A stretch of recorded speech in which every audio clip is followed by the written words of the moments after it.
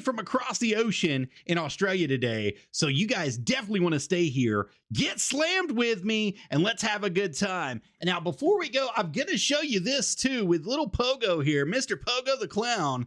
He is accepting bookings in Australia wide. So if you guys are interested out there overseas on that pond, on that nice little island in the middle of nowhere, this is the man you want. He's definitely got the training behind him, JPWA, definitely worked with NWA, JCP, Crossfire Professional Wrestling, and United PAG Wrestling right up there. This man is the man you definitely want to have here. Without further ado, let's jump right into it with Mr. Pogo the Clown. How are you doing today, sir?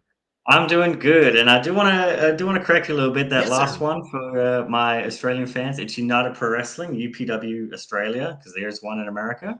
Yes, sir. But absolutely, that's the one that we go for in Australia here.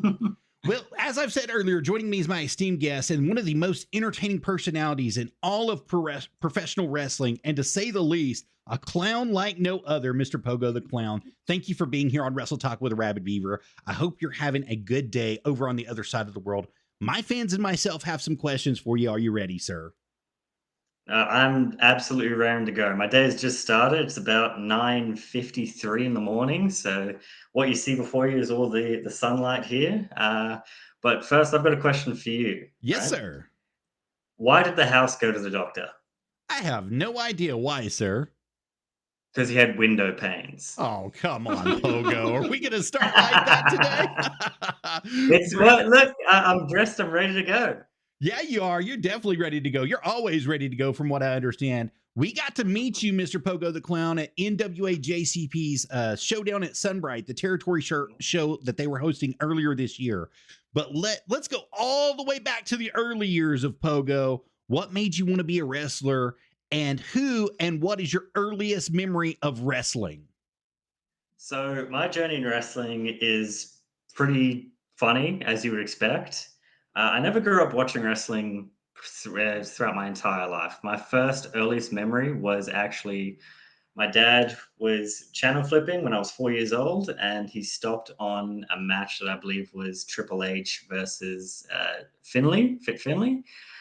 And funnily enough, that was when Hornswoggle came out underneath the ring and attacked Triple H. So being 4 years old, I now thought that Leprechaun was going to come out from underneath my bed and attack me at any time. So that's the first thing I remember about wrestling. Other than that, I never really interacted with, had anything to do with wrestling until it was my 17th birthday, and I actually got WWE 2K16 as a free game. I'm a clown. I like to play games. And even then I was like, it's wrestling. It doesn't really interest me, but I'm going to at least give it a shot. It's a free game. There's the showcase mode on that. If people are familiar with the 2K games, that was Stone Cold Steve Austin. And when I tell you I played the whole thing through, I was meant to actually go on a road trip the next day. I stayed up all night until 4 a.m., fell asleep the whole road trip, woke up the next day, and just Googled and researched everything I could about wrestling. Absolutely everything. So you researched everything from that game. You made it directly from that game coming over. And that's kind of what got you hooked. It got you started. That's awesome. Yes, so I think my earliest memory was a SummerSlam. It was either 91 or 92. It was the Hart Foundation is what kind of got me hooked. It was a Hart Foundation versus Demolition Pogo. And I didn't know anything. I was just a young lad, probably 4 or 5 years old. And my cousin actually brought the tape in. They recorded pay-per-view and put it on a VCR. See, I'm so old. I can remember when we had VCR and tape. And they threw that thing in. And that was the first match that I ever saw. And it was just like lightning. It was a 2 out of 3 falls count match. I can remember everything vividly about it.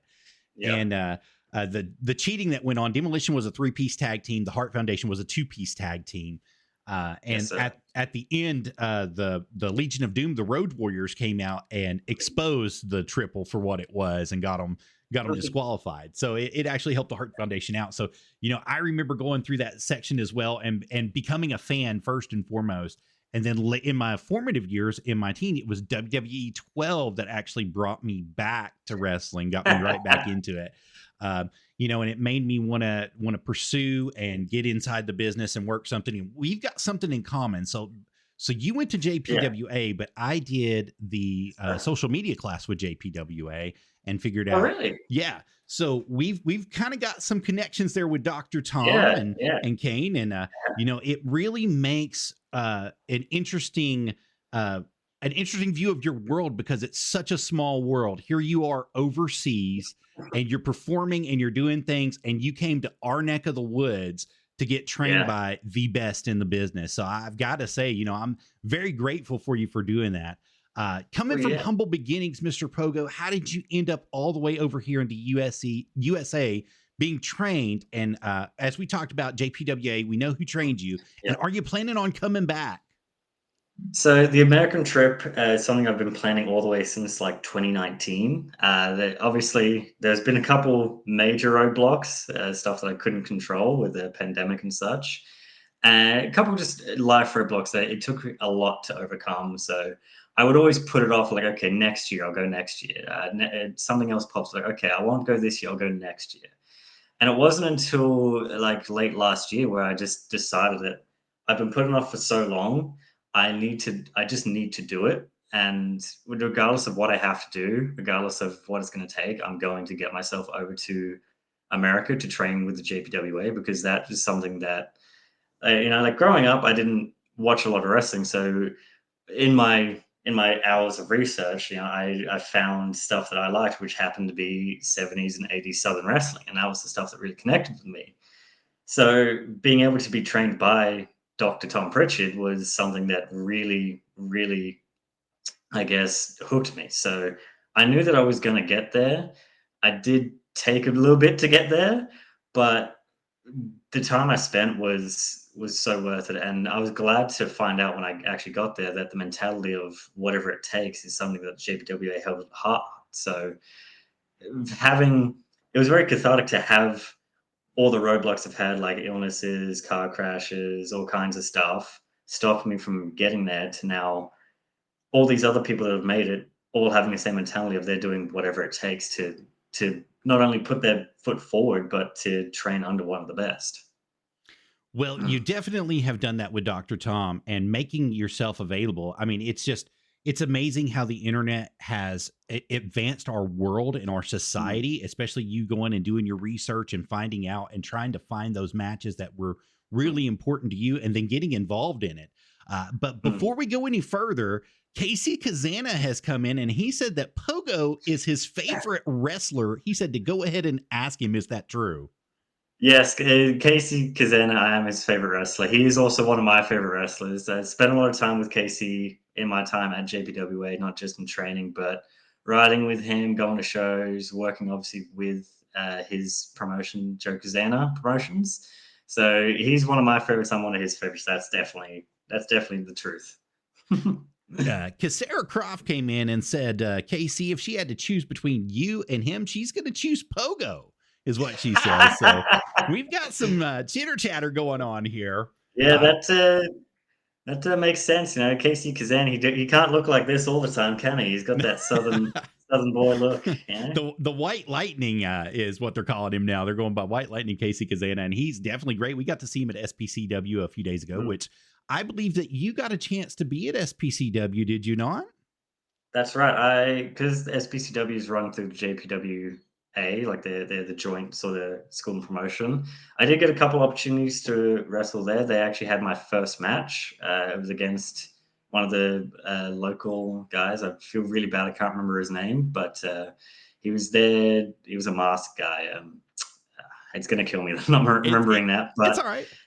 It was awesome that I got that opportunity, considering I had pretty much had just landed that week, and they said, "Hey, like, do you want to have a match this weekend?" And I was like, "Absolutely! This is what I'm here for, to train, wrestle, and get as much exposure, experience, and everything I can." Well, we got to follow you around and see how exciting you really were inside the ring, and man, I mean, it makes a huge difference when you got somebody that can perform on the level that you can perform and hold your gimmick as well as you hold it. I mean, well, it's not a gimmick for you, it's a lifestyle. But what would you say, in your opinion, out here working here was the best time in the ring? What shows were you involved in that were just the absolute best shows for you? So I will be a little bit biased to not just because Casey's in the chat, but JCP NWA shows were easily some of the best I've seen, not just how it was run, but all the talent on there, how it came together, and how it really felt like just the kind of stuff they had in Australia. So like I started out basically in a joint shed cafe in the middle of an industrial park in 2017. That was my training school basically. So with that, the United Pro Wrestling Training Academy, I've seen that grow and improve to our UPW studios now, which is still pretty much just a shed in an industrial park, but now it's so much bigger. We have a lot of fans there. We have I guess you'd say like every bi-weekly events every 2 weeks, and we get a really good crowd to there. So JCP was definitely the closest thing I felt like to home, to make, if that makes sense. And coming in as Australian, not knowing a single person, not having anyone come with me, I was like, well, I feel like I was going to be an outsider. But the JCP guys and even the guys at School of Morton really welcomed me. So overall, I've got to say. Let's talk about your time in School of Morton, because I know some people that are over there that have made a request to have you come back. One Scotty B in particular told me that you were one of the most fantastic in-ring performers he's seen this century. So what did you do over there that was so great that you impressed the right people? Well, so a funny story comes with that as well. It has to. I'm a clown. So at the Sunbright event, you may remember Ricky Morton was there. Yes, sir. I had a match against a guy called Brandon Davis. It was his second match like ever, and he got stuck in traffic, so he was a bit late. So I called the whole thing almost to him on the fly. So I would say probably not my favorite match, just because I know I was so stressed about it with Ricky Morton there, who's someone like the living legend, Rock and Roll Express, living legend, yeah. Living legend.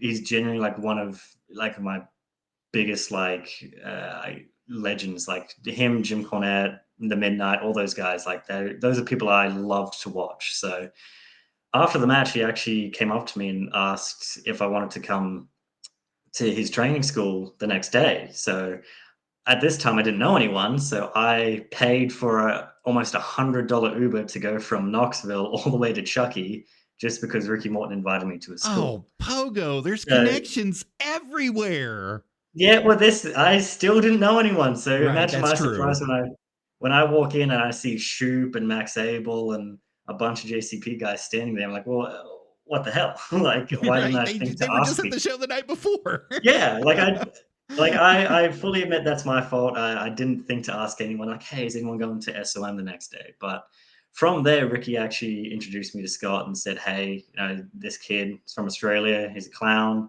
You should book him. They gave me a match, and Scott and James Strange, the two owners / promoters there, they loved me and just kept wanting to have me back. Is there anybody that's at School of Morton that you would love to have a match with? Oh, I got to have a match with a lot of people that I really wanted to. Blake Gibson was another one I really wanted to. I didn't get a chance to.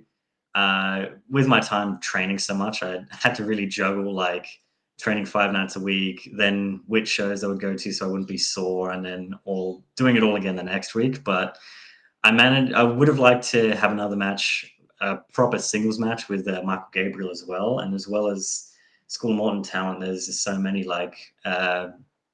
we've got Blake Gibson, like I mentioned. Sean Cruz is another one I would have liked to. Even the Extraordinary Gentleman. Like, there's just lots of people that I feel like I could get in there and just have a lot of fun with and be entertaining with. Well, I know the godfather of the industry watches this. He watches it every week religiously, and he's always talking to me about stuff that comes up on this. So I know that he's going to see this and he's going to go, we should do that. So whenever you make plans to come back to America, would that be the first match that you would want to have? Well, it wouldn't be the first, but it would be very close. I do actually have already got dibs on my first match back, being against my fellow graduate of the JPWA of my class, Kate Vincent. All right. He did unfortunately beat me when we had our graduation match, so I already told him that when I come back, it's you and me straight up, and I'm getting that win back. That's right. Revenge match, baby. Get that win back. Kirk Kazana came in and said, "Yeah, Pogo, you go, buddy." So, Pogo, if the fans want to see you, where and when can they do so? When are your next bookings going to be and available to you? And are they going to be televised or internet put on the internet through YouTube or anywhere like that? Yeah. So this weekend, I'm actually checking out a place called Atomic Pro Wrestling in Toowoomba. So I'm not too familiar if they put any of their matches or anything online as of yet. But if they do, I will be sharing it around, obviously. The week after that, I'm back with United Pro Wrestling, and that's on the Sunshine Coast. We do actually have for UPW a YouTube page that you can check out. It's just at UPW Australia. There's a lot of free matches on there, sometimes even whole free events. If you're looking for like, I guess you could say like a tape library, UPW does have Vimeo on demand as well, which has full events ranging all the way back to like 2019. So you can really see the progression of Pogo the Clown from basically when he started out to now. And other than that, I had usually, if you just Google Pogo the Clown, Australia, because I know there's one in America, that's a whole thing. If you just Google the Pogo Australia, United Pro Wrestling Australia, you can find a lot of my matches. We gotta ask you about that now that you mentioned it. So did you base your character off of John Wayne Gacy's Pogo the Clown? Okay, so in Australia, I would say true crime is not as big of a cultural thing as it is in America. And even then, American true crime not as big. There are some podcasts that I specifically listen to, like Last Podcast on the Left, which is a really great one. I got to saw them live. But I didn't necessarily base the character off it. I did just get the name from it because when I started out, I wasn't a very nice guy. I was a very evil clown. So what better evil clown name than that? But my face paint, my look has sort of been picked and chosen from clowns of all eras, of all types, of everything like that. So I've sort of grabbed the best bits, made it a mishmash, and just became Pogo the Clown, which here I am. And you're one of the most entertaining clowns in professional wrestling today, sports entertainment, if you will. And before we get to the next question, Casey Kazana asked, "You don't want to work with me, pal? What the F?" Okay, Casey, I've already worked you more than enough times that the lost SOM footage of our six-man match will forever go down in history as the greatest match that SOM's never seen. But you can guarantee when I get back, and perhaps even if I can get you, Casey, I'm looking at you down the camera, to Australia, we're going to have that match. We're going to have multiple matches. You guys heard it here first, and he's a great one to have a match with, as he is one of the hottest professional wrestling talents right now running the territories. And I gotta say, man, he has done some awesome stuff, even though he did lose that junior heavyweight championship this last Saturday against Johnny Poke. I do have to say that he is very entertaining, and he puts everything on the line each and every time he's in the ring. He does. Now, this isn't a Casey Kazana podcast. This is about Pogo the Clown. So, as much as I love that guy, this isn't all about him this time, Mr. NWA megastar. Yes, Mr. Pogo. So you're currently accepting bookings. We showed it up earlier that you were doing it at Pogo the Clown, pw@gmail.com. Is that still correct, sir? That's still correct. That's one way to get in contact with me. You can also just message me on Facebook or Instagram. I have a link in the bio of both of those. It has all the information. So like how to book me, how to get in contact with me. If you want any of my merch, there's a whole merch page store that you can go to. So yeah, for any fellow promoters, podcasters, anything in between, I'm absolutely accepting bookings, so you can just get in contact. Let's talk about your social media. I know that you're always on Instagram. Are you on anything else, sir? Because on Instagram, you're at Pogo_the_clown_PW. Yes, sir. Are you on anything else, sir? At the moment, it is just Facebook and Instagram. I don't have much time to manage any other social medias, and I don't have much energy to do it either. But those are the best places to get a hold of me. Instagram I use the most, but Facebook as well. Good to get a hold of, and I'm always checking emails for stuff too. Awesome. So you guys know how to book him. If you want him to work your territory, work your industry, get him back to America, let him work here somewhere, guys. We definitely would love to see you in NWA, JCP, School of Morton. We'd love to see you on Ohio Valley Wrestling. I know all these guys are watching New South Pro Wrestling. We would love to see you work in all of these territories, Championship One Wrestling. If you guys can get this man, book this man, bring him here. He's going to be so entertaining for you, and he knows exactly what he's doing inside the ring. Thank you, Mr. Pogo the Clown, tonight for taking the time for us, especially being overseas with the time delay and everything and working this out. And thank you for the messages you sent me on my birthday. It's absolutely a blessing to have somebody like you in our lives and being able to work with you publicly. And before I go, would you like to say anything to the crowd or anybody watching?